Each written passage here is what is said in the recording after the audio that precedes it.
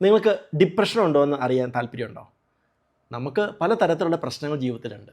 ചിലതൊക്കെ നമ്മുടെ സിറ്റുവേഷൻ കൊണ്ട് ഉണ്ടാകുന്ന സാഡ്നെസ് ആയിരിക്കും, നമുക്ക് സ്ട്രെസ്, ഇതൊക്കെ അല്ലെങ്കിൽ അതുപോലെ പലതരം മെൻ്റൽ ഹെൽത്ത് ഇഷ്യൂസ് ഉണ്ട്. ഇതും ഡിപ്രഷനും രണ്ടും രണ്ടാണ്.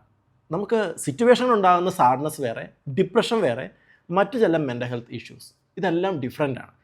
ഡിപ്രഷൻ ഉണ്ടോ എന്ന് അറിയാൻ കുറച്ച് വഴികളുണ്ട്, അതാണ് ഞാൻ പറഞ്ഞു വരുന്നത്. ഒരു 4 കാര്യങ്ങളുണ്ട്, ശ്രദ്ധിച്ച് കേൾക്കണേ, വളരെ ഇമ്പോർട്ടൻ്റ് ആണ്. ഒന്നാമത്തെ കാര്യം സെൽഫ് ഇവാലുവേഷനാണ്. എന്താ സെൽഫ് ഇവാലുവേഷൻ? കഴിഞ്ഞ 3 മാസമായിട്ട് നമ്മുടെ മൈൻഡ് എങ്ങനെയുണ്ട്, നമ്മുടെ പെരുമാറ്റങ്ങൾ എങ്ങനെയുണ്ട് എന്നൊക്കെ ഒന്ന് ഒബ്സർവ് ചെയ്യുക.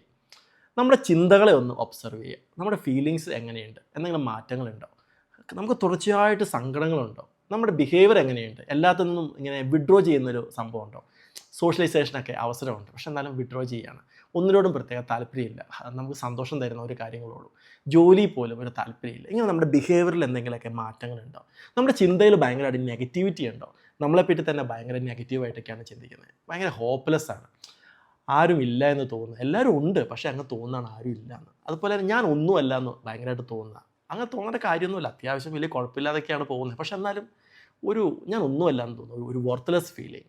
അതുപോലെ എൻ്റെ ജീവിതത്തിൽ എന്നെ നോക്കിയിട്ട് കാര്യമില്ല, എല്ലാം തീർന്നു എന്ന് തോന്നുക, ഇങ്ങനെയൊക്കെ ഇത്തരം ചിന്തകൾ, ഫീലിങ്സ്, ഒരു മൂഡ്, അങ്ങനത്തെ ബിഹേവിയർ സ്റ്റൈലൊക്കെ ഉണ്ടെങ്കിൽ അതിനുള്ള സാധ്യതയുണ്ട് ഡിപ്രഷനുള്ള.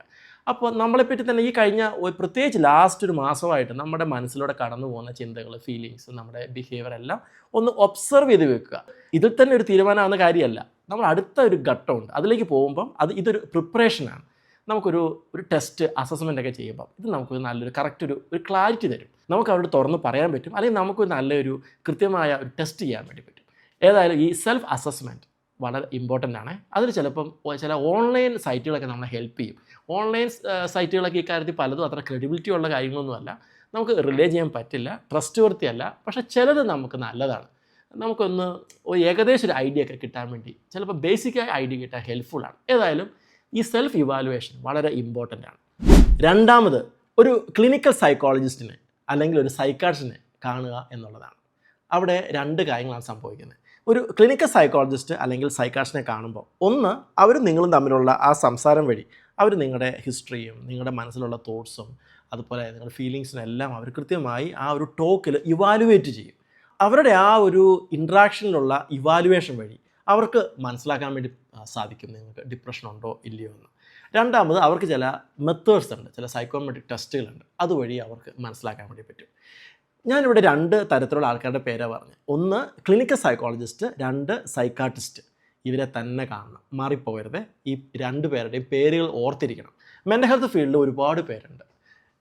ഇപ്പോൾ മോട്ടിവേഷണൽ സ്പീക്കേഴ്സ് ഉണ്ട്, ലൈഫ് കോച്ചസ് ഉണ്ട്, അതുപോലെ സോഷ്യൽ വർക്കേഴ്സ് ഉണ്ട്, കൗൺസിലേഴ്സ് ഉണ്ട്, കൗൺസിലിംഗ് സൈക്കോളജിസ്റ്റ് ഉണ്ട്, പല തരത്തിലുള്ള ആൾക്കാരുണ്ട് മെൻ്റൽ ഹെൽത്ത് ഫീൽഡിൽ. പക്ഷേ ഇവർക്ക് ആർക്കും ഒരു മെൻ്റൽ ഹെൽത്ത് ഇഷ്യൂവിനെ ഡയഗ്നോസ് ചെയ്യാനുള്ള ക്വാളിഫിക്കേഷനോ അതിനുള്ള ലൈസൻസോ ഇല്ല. അത് ചെയ്യാനുള്ള ക്വാളിഫിക്കേഷനും ലൈസൻസും ഉള്ള 2 പേരാണ് ക്ലിനിക്കൽ സൈക്കോളജിസ്റ്റും സൈക്കാട്രിസ്റ്റും.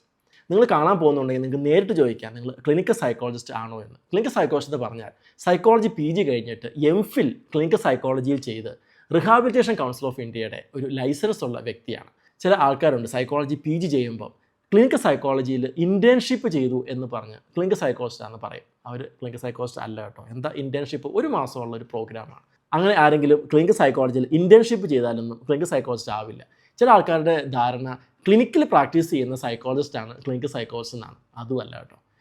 ക്ലിനിക്കൽ സൈക്കോളജിസ്റ്റ് എന്ന് പറഞ്ഞാൽ ഈ പറഞ്ഞ ക്വാളിഫിക്കേഷനും അവരുടെ RCI ലൈസൻസും വളരെ ഇമ്പോർട്ടൻ്റ് ആണ്. പിന്നെ സൈക്കാട്രിസ്റ്റ് എന്ന് പറഞ്ഞാൽ അത് നിങ്ങൾക്ക് അറിയായിരിക്കും, MBBS കഴിഞ്ഞ് MD അല്ലെങ്കിൽ DPM സൈക്കാട്രിയിൽ ചെയ്യുന്നവരാണ്. ഈ 2 പേരാണ് നിങ്ങൾക്ക് ഡിപ്രഷൻ ഉണ്ടെങ്കിൽ അത് ഡയഗ്നോസ് ചെയ്യാനും അതിനുള്ള റിപ്പോർട്ട് തരാനും സാധിക്കുന്നവർ, മറക്കരുതേ. മൂന്നാമത് ഡിപ്രഷൻ ഉണ്ടോ എന്ന് മനസ്സിലാക്കാനുള്ള വഴി സൈക്കോമെട്രിക് ടെസ്റ്റുകളാണ്.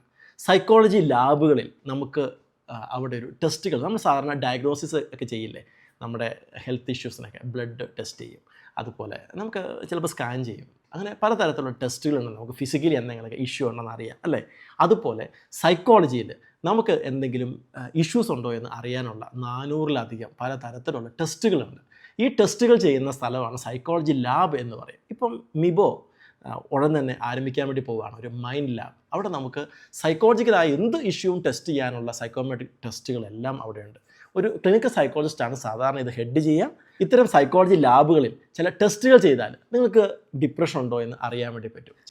ചില ചോദ്യങ്ങളൊക്കെ ചോദിക്കുന്ന ടെസ്റ്റുകളായിരിക്കും, മറ്റു ചിലതായിക്കോട്ടെ ചിത്രങ്ങളൊക്കെ കാണിച്ചിട്ടുള്ള ടെസ്റ്റുകളാണ്, പ്രൊജക്റ്റീവ് ടെസ്റ്റുകൾ. ഏതായാലും ഇത്തരം സൈക്കോളജി ടെസ്റ്റ് വഴി അവസാനം നിങ്ങൾക്ക് ഒരു റിപ്പോർട്ട് തരും. ഈ ടെസ്റ്റിന് മുൻപ് ഒരു കൗൺസിലിംഗ് ഉണ്ടാവും, ടെസ്റ്റിന് ശേഷം നിങ്ങൾക്കൊരു റിപ്പോർട്ട് ഉണ്ടാവും. ആ റിപ്പോർട്ട് നിങ്ങൾക്ക് എക്സ്പ്ലെയിൻ ചെയ്യാനും മറ്റൊരു കൗൺസിലിംഗ് ഉണ്ടാവും. ഏതായാലും സൈക്കോളജി ലാബിൽ പോയി സൈക്കോളജിക്കൽ ടെസ്റ്റ് ചെയ്താലും ഇത് കൃത്യമായി അണ്ടർസ്റ്റാൻഡ് ചെയ്യാൻ വേണ്ടി സാധിക്കും. ഡിപ്രഷൻ ഉണ്ടോ എന്ന് ഒന്നുകൂടെ ഡീപ്പായിട്ട് അണ്ടർസ്റ്റാൻഡ് ചെയ്യാനൊരു വഴി ഒരു സെക്കൻഡ് ഒപ്പീനിയൻ എടുക്കുക എന്നുള്ളതാണ്. എന്താ ഒരു സെക്കൻഡ് ഒപ്പീനിയൻ? നമ്മൾ ചിലപ്പം ഫിസിക്കലി ചില ഇഷ്യൂസൊക്കെ ഉണ്ടെന്നൊരു ഡോക്ടർ പറഞ്ഞു, അതിൻ്റെ ട്രീറ്റ്മെൻറ്റൊക്കെ പറഞ്ഞു. പക്ഷേ ഒന്നുകൂടെ ഒരു ഡോക്ടറെയും കൂടെ കണ്ട് ഒരു സെക്കൻഡ് ഒപ്പീനിയൻ എടുക്കാൻ വേണ്ടി പോകും അല്ലേ. അപ്പോൾ ആ ഒരു ഡോക്ടറും കൂടെ ഒന്നുകൂടെ ഇവാലുവേറ്റ് ചെയ്യും, അദ്ദേഹത്തിൻ്റെ ഒരു ഒപ്പീനിയൻ കൂടെ പറയും. ഇതുപോലെയാണ് സൈക്കോളജിയിൽ. എന്താണ് അതിൻ്റെ പ്രാധാന്യം എന്ന് വെച്ചാൽ, നമ്മുടെ ഒരു ഫിസിക്കൽ ഇഷ്യൂവിന് നമ്മളൊരു ബ്ലഡ് ചെക്ക് ചെയ്യാൻ വേണ്ടി കൊടുത്തു. അതിനകത്ത് പല ഘടകങ്ങളുണ്ട്. അതൊരു മെഷീനിലൂടെ കൃത്യമായിട്ട് അത് മനസ്സിലാക്കുകയാണ്. വലിയ കാര്യമായ തെറ്റുകൾ ചിലപ്പോൾ ടെസ്റ്റുകൾ വരാൻ സാധ്യതയില്ല. പക്ഷേ സൈക്കോളജിയിൽ ഒരു പക്ഷേ തെറ്റുകൾ സംഭവിക്കാം. അതിന് കാരണം എന്താണെന്ന് വെച്ചാൽ, ഒന്ന്, നിങ്ങൾ കൊടുക്കുന്ന ഇൻപുട്ടിനെ ആശ്രയിച്ചിട്ടാണ് അവർ കാര്യങ്ങൾ ഇവാലുവേറ്റ് ചെയ്യുന്നത്, അല്ലെങ്കിൽ സൈക്കോമെട്രിക് ടെസ്റ്റുകൾ കാര്യങ്ങൾ ഇവാലുവേറ്റ് ചെയ്യുന്നത്. രണ്ട്, ആ കേൾക്കുന്ന വ്യക്തി അവരുടെ എക്സ്പീരിയൻസ്, അവരുടെ ക്വാളിഫിക്കേഷൻ അല്ലെങ്കിൽ അവരുടെ അറിവ്, ഇതൊക്കെ ഇതിനകത്ത് വളരെ ഇമ്പോർട്ടൻ്റ് ഒരു കാര്യമാണ്. അവരുടെ ഡെഡിക്കേഷൻ, അവരിതിനു വേണ്ടി സ്പെൻഡ് ചെയ്യുന്ന സമയം, ഇതെല്ലാം വളരെ ഇമ്പോർട്ടൻ്റ് ആണ്. അതുകൊണ്ട് നിങ്ങൾക്ക് കൃത്യമായി ഒന്നുകൂടെ ഇത് മനസ്സിലാക്കണമെങ്കിൽ ഏറ്റവും നല്ലതൊരു സെക്കൻഡ് ഒപ്പീനിയന് പോകുന്നത്. അതുകൊണ്ട് ഒരു കുഴപ്പമില്ല, ഒരു സൈക്കാട്രിസ്റ്റിനെ അല്ലെങ്കിൽ ക്ലിനിക്കൽ സൈക്കോളജിസ്റ്റിനെ ഒന്നുകൂടെ കാണാം. അവർ നിങ്ങളെ ശ്രദ്ധിച്ച് കേൾക്കുന്ന, നിങ്ങൾ നന്നായി മനസ്സിലാക്കുന്ന, ക്വാളിഫിക്കേഷനും എക്സ്പീരിയൻസും ഉള്ള ഒരു വ്യക്തിയാണെങ്കിൽ തീർച്ചയായിട്ടും നിങ്ങൾക്ക് നന്നായിട്ട് കാര്യങ്ങൾ ഒന്നുകൂടെ മനസ്സിലാക്കാൻ വേണ്ടി സാധിക്കും. അതാണ് നാലാമത്തെ കാര്യം. ഈ 4 കാര്യം പറഞ്ഞതിന് ശേഷം അഞ്ചാമതൊരു കാര്യം കൂടെ എനിക്ക് പറയാനുണ്ട്. അത് വളരെ ഇമ്പോർട്ടൻ്റ് ആണ്. സപ്പോസ് ഡിപ്രഷൻ ഉണ്ട് എന്ന് ഐഡൻറ്റിഫൈ ചെയ്തു, അപ്പോൾ എന്താ ചെയ്യുക? ഇത് അത്ര വലിയ പ്രശ്നമുള്ള കാര്യമൊന്നുമല്ല. കാരണം ഇത് നമ്മുടെ ശരീരത്തെ ബാധിക്കുന്ന ഒരു പനി പോലെ, പനി പലതരം പനിക്കലുണ്ട് അല്ലേ, അതുപോലെ ഡിപ്രഷൻ പലതരമുണ്ട്. പനി പോലെയുള്ള നമ്മുടെ മനസ്സിനെ ബാധിക്കുന്ന ഒരു പ്രശ്നമാണ്. ഇത് നന്നായിട്ട് ക്യൂർ ചെയ്യാൻ പറ്റും, നന്നായി മാനേജ് ചെയ്യാൻ വേണ്ടി പറ്റും. പക്ഷെ ഒരു കാര്യം, നമ്മളതിനെ അക്സെപ്റ്റ് ചെയ്യണം. എന്ന് പറഞ്ഞാൽ ഇങ്ങനെയൊന്നുമില്ല എന്ന് പറഞ്ഞ് നമ്മളതിനെ ഡിനേ ചെയ്തിട്ട് നടന്നിട്ട് കാര്യമൊന്നുമില്ല. നമ്മളതിനെ അക്സെപ്റ്റ് ചെയ്യണം. 2, നമ്മളോട് നമ്മൾ എമ്പതറ്റിക് ആയിരിക്കണം. എന്താണ് എമ്പതറ്റിക് ആകുക എന്ന് പറഞ്ഞാൽ, ഡിപ്രഷനുള്ള ഒരു വ്യക്തി ഡോക്ടറെ കണ്ട പിറ്റേ ദിവസം ആ പ്രശ്നം മാറാൻ പോകുന്നില്ല. ഏതൊരു ഫിസിക്കൽ ഇഷ്യൂ അങ്ങനെയല്ലേ, നിങ്ങൾക്കൊരു BP ഉണ്ട്, അതിനൊരു ഡോക്ടറെ കാണാൻ വേണ്ടി പോയി, ബ്ലഡ് പ്രഷർ, പിറ്റേ ദിവസം മാറും? ഇല്ല, കുറച്ച് സമയം എടുക്കുമല്ലേ. എല്ലാ ഫിസിക്കൽ ഇൽനെസ്സും അങ്ങനെയാണ്. പനി പോലും കുറച്ച് ദിവസം എടുക്കുമല്ലേ. അതുപോലെ തന്നെയാണ് ഡിപ്രഷനും കുറച്ച് ആഴ്ചകൾ എടുത്തേക്കാം, മിനിമം ചിലപ്പോൾ കുറച്ച് മാസങ്ങളും എടുത്തേക്കാം.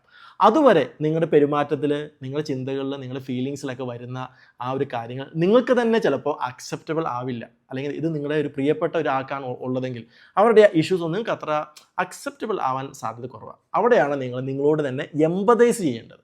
എന്ന് പറഞ്ഞാൽ നമ്മളോട് സഹിഷ്ണുത ഉള്ളവരായിരിക്കുക. നമ്മളല്ല നമ്മുടെ ഏറ്റവും ബെസ്റ്റ് ഫ്രണ്ട് എന്ന് പറഞ്ഞാൽ നമ്മളോട് തന്നെ നമ്മൾ ഒരു ടോളറൻസ്, സഹിഷ്ണുത, അത് വളരെ ഇമ്പോർട്ടൻ്റ് ആണ്.